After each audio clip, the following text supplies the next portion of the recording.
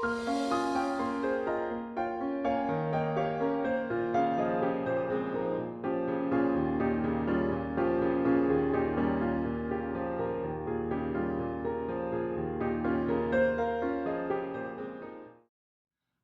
I'm Aron Bernstein.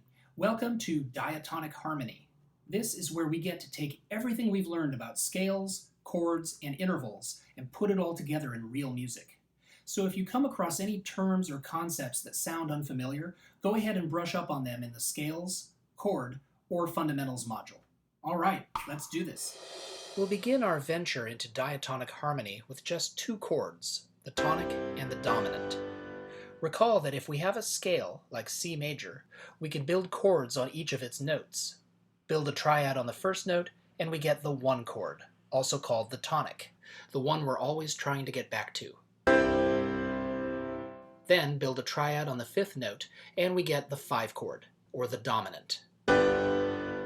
This chord has a very strong tendency back to the tonic, and when we go from 5 back to 1, we get a cadence. A cadence is like punctuation in music, and the 5-1 cadence is so final, it's like a period at the end of a sentence. Dominant to tonic. This is the authentic cadence. Listen for it in this piece by American composer Francis Johnson.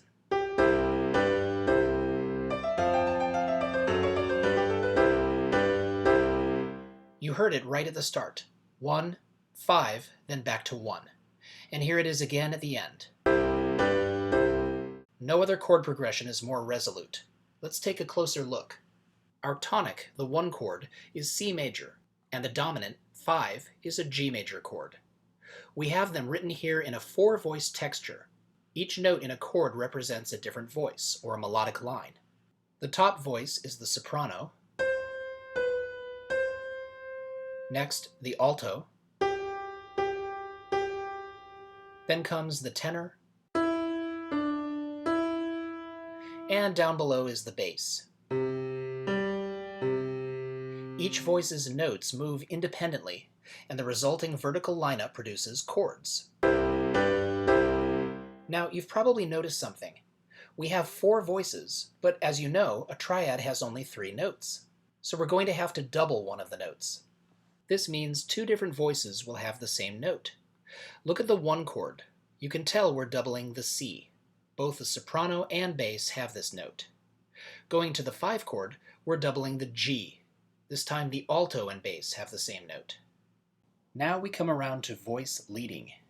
Look at the soprano line again. We only step down 1 note, from C to B, then back up to C. And even though we change from 1 chord to another, there's very little movement. This is voice leading, a smooth, logical change of pitch for each voice. Look at the alto line. We don't even have to change notes. That G is a common tone in both chords, so why mess with it? Now the tenor. Just like the soprano, we step down, then back up. Very little movement.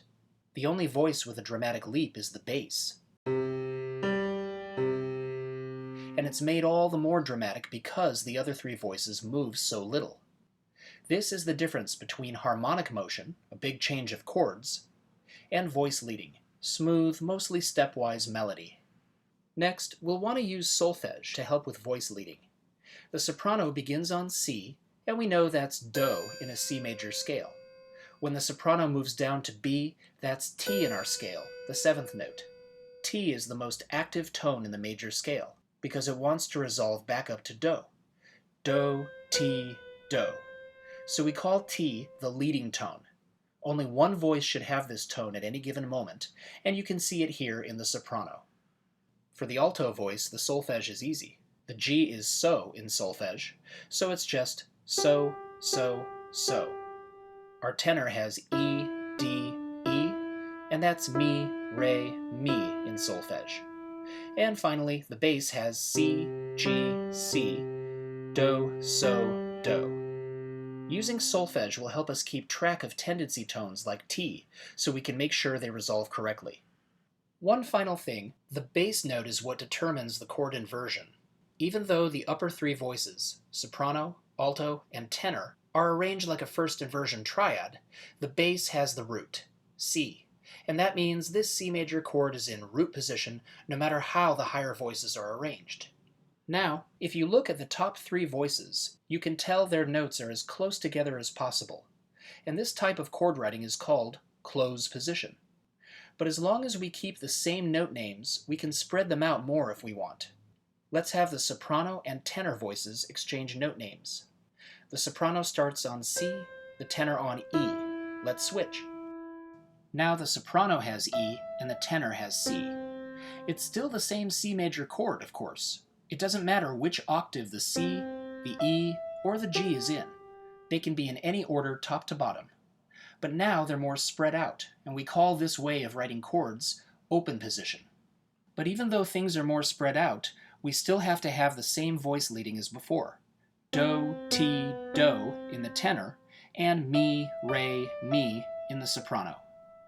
All right, we've had a good look at the authentic cadence in a major key, but what about in minor? For that, you really can't do better than Beethoven's Fifth Symphony.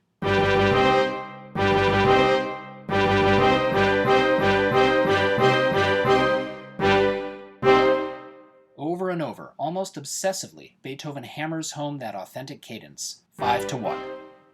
Now, this piece is in C minor, so we want a quick review of minor keys. Here's our C minor scale with B, E, and A flat. Nothing wrong with our one chord.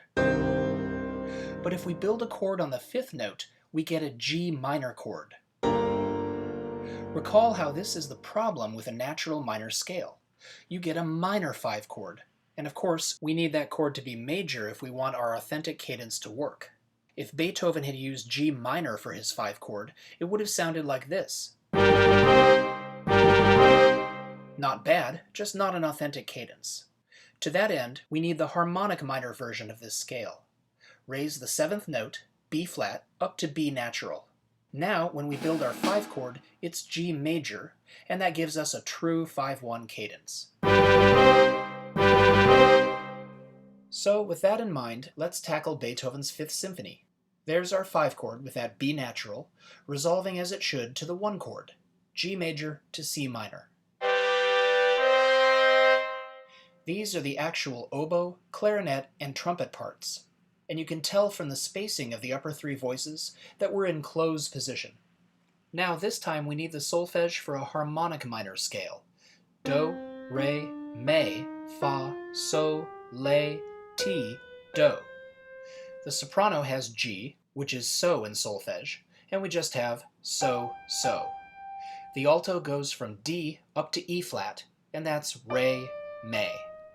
Our tenor has the leading tone, B natural, and as expected, we go from T up to Do. Last, the bass jumps from G up to C, so to Do. So these wind voices are arranged in closed position. But if we look at the strings, we see this. The violins give us our upper 3 voices in open position, and the violas, cellos, and basses give us the bass voice. All right, our soprano is still hanging out on G, so to so, but now the alto voice has the B natural, T, and we know what to do with that tone, T up to Do. The tenor has re, so re up to mi, and the bass still has the root of each chord, so to Do. Now we put the open voicing of the strings, together with the tighter spacing of the winds, and we get our cranky celebrity. It really is amazing what you can do with only 2 chords. Just ask Beethoven, Joan Baez, or anyone in between. So give the worksheets for this lesson a try, and don't worry, in time we're going to get all the other chords. 2, 3, 4, 6, and 7. I'm Aron Bernstein, and see you next time.